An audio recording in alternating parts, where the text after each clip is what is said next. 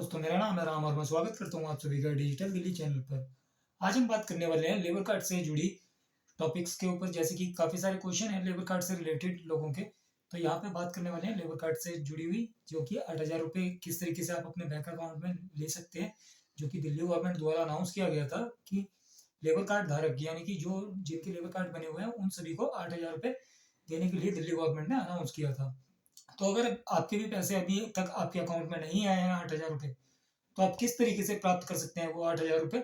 और साथ ही साथ अगर आप नया लेबर कार्ड बनवाना चाहते हैं या आप अपना लेबर कार्ड रिन्यू करवाना चाहते हैं, तो वो भी आप हमारे माध्यम से अप्लाई करवा सकते हैं। तो हम भी आपका अप्लाई कर देंगे। इसका एक मिनिमम चार्जेस रहेगा जो कि 500 रहने वाला है। अगर आप चाहें तो आप हमारे थ्रू भी अप्लाई करवा सकते हैं या रिन्यू करवा सकते हैं। उसमें आपको एक बेनिफिट ये हो जाएगा कि जैसे मान लीजिए आप रिन्यूअल करवाते हैं और काफ़ी सारी जगह आपका ऑब्जेक्शन लग जाता है, जैसे डिफिशियंसी लग जाती है, तो आप अगर आपके लेबर कार्ड पे किसी प्रकार की डिफिशियंसी लगती है तो हम उसे अपनी तरफ से फ्री ऑफ कॉस्ट अप्रूव मतलब दोबारा से अप्लाई करेंगे। तो यहाँ से आसानी हो जाती है आपको कि आपका लेबर कार्ड जल्दी बन जाए। तो चलिए देखते हैं कि जो इस पर अनाउंसमेंट हुआ है, तो काफ़ी सारे लोगों के तो अकाउंट में आ चुका है 8,000 रुपये, और कुछ लोगों के अकाउंट में जो 8,000 रुपये नहीं आए हैं लेबर कार्ड के।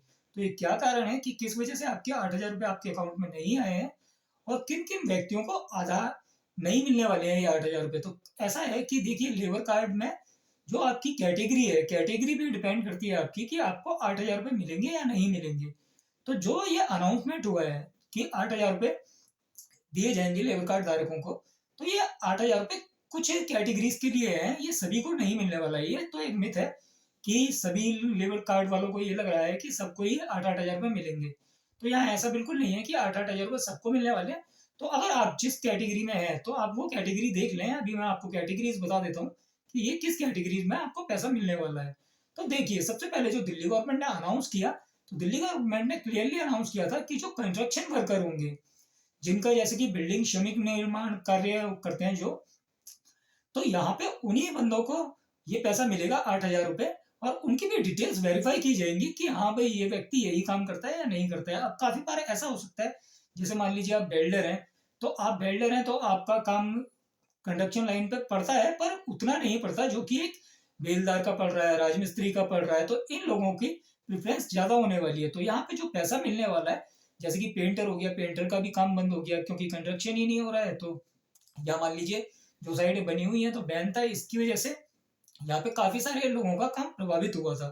तो जिन जिनका काम यहाँ पे प्रभावित हुआ था और उनके अकाउंट में भी काफी बार ऐसा देखने को आया कि जिनके अकाउंट में तक पैसा आया और वापस चला गया।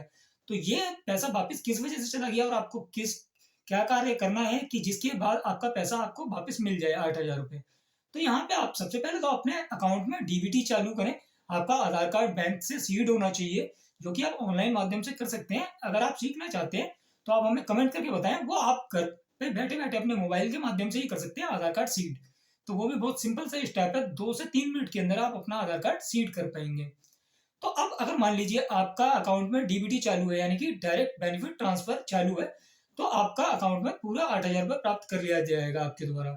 और ऐसा हो सकता है, जैसे मान लीजिए आपका अगर सारी चीजें ओके हैं, आपका लेबर कार्ड भी रिन्यू हो रखा है, फिर भी आपका पैसा नहीं आया है, तो आप यहाँ पे कंस्ट्रक्शन वर्कर की कैटेगरी में आ रहे होंगे तभी आपको 8,000 रुपये मिलेंगे।